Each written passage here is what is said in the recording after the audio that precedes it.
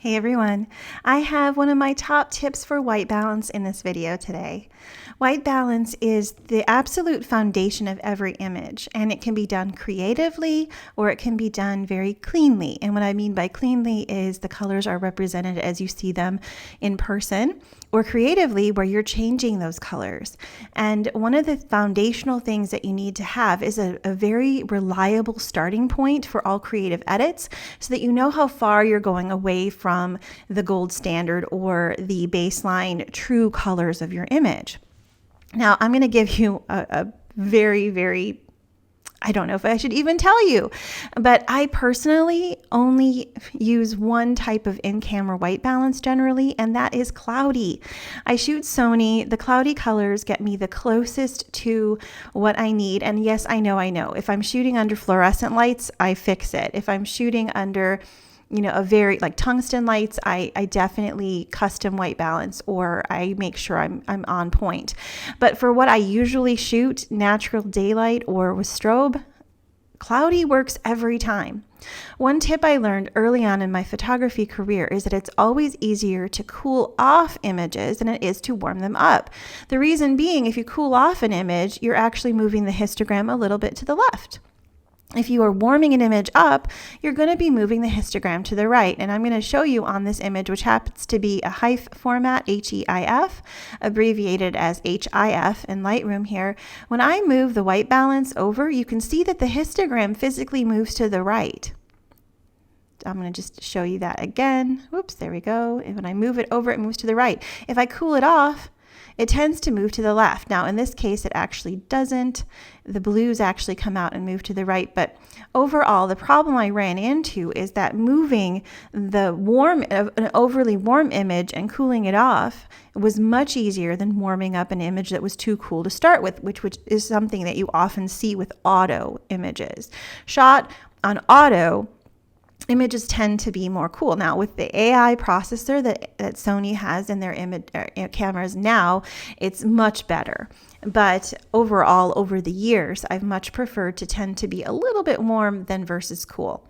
Now, I wanted to show you how I find correct white balance on an image where I don't have a gray card, when I don't have a special white balance tool, and I forgot to custom white balance, or I shot on cloudy and it was too warm or whatever. And being that this is not a raw image, I wanted to show you that it works on this too. HEIF is a relatively new format that's available in cameras, and it's a lot like a JPEG, except I consider it a modern JPEG. It's like the modern version of kind of a baked-in image. And I love some Sony in-color camera colors, so I'm awesome working with this, although I do tend to shoot this plus raw just to have a backup. Now, if I want to find my white balance, here is what I do. I zoom into my image, and I'm going to grab the white balance tool dropper, as you see here. And what I'm looking for is all three numbers that you see in the bottom of this square. I want them all to be as close to each other as possible. So I'm going to go over to this Cosmos flower, and you can see here that it's 76.3, 76.3, and 76.7. That's pretty close. If I click on this, it's going to correct the white balance to correct colors. And it did, and it didn't move a whole lot. It moved +1 on the temp and -1 on the tint, but it really kept it more or less the same. And you can do this with any color. You just want it to be the same across the board. So if I zoom in here and I grab my white balance tool and I look at this peach, it's going to be different because there are more colors involved in making this peachy pink color. So I'm going to have a harder time finding the same. When I'm zooming around my image, the thing that I'm looking for are grays and whites and darker colors that are neutral. Let's try the status over here, which would be in the white category. So here I have 49, 48, 44. That's pretty different. But here I have 72, 72, 70. So that might be an okay place to try. That one isn't working as well, but you just kind of mouse around until you get it close. 65.9, 65.9, 64.3 is pretty close. That cooled it off a little bit, -2 and +3 over here on the temp and tint. But you can see that you can get somewhat close.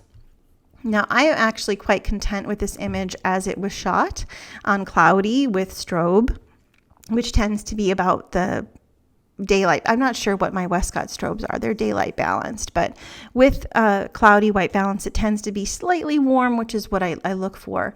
It makes it not feel too cool. And yeah, so that is how I do that, just looking for that neutral. And it doesn't always have to be on a white. So here we have a glass little jar here, and I could go kind of move it over here and see 42, 42, 42, 42.5, 42.3, 42.7, barely changes it. It goes -3 on the tint, really kind of, straight up what it was on a camera, barely changing it. So that is my tip for white balance. Look to get those 3 numbers as close as possible. And here's my final tip. If you would like to have something that's predictable, that's usually in your pocket or your bag, and that you can throw into a scene, and that is a quarter. I often have a quarter or a silver coin, if you're not from the USA, some kind of silver coin that is dulled down. Maybe it's been used a lot. It doesn't have a real shiny surface. If you throw that quarter into the scene, you're going to reliably have something that is neutral and gray that will get you really close to white balance. If you want to be proper, you can have a white balance card. But for me, usually I'm not shooting with that much precision. So anyway, that is my tip for today. Thanks so much. Please subscribe, and thank you for being here.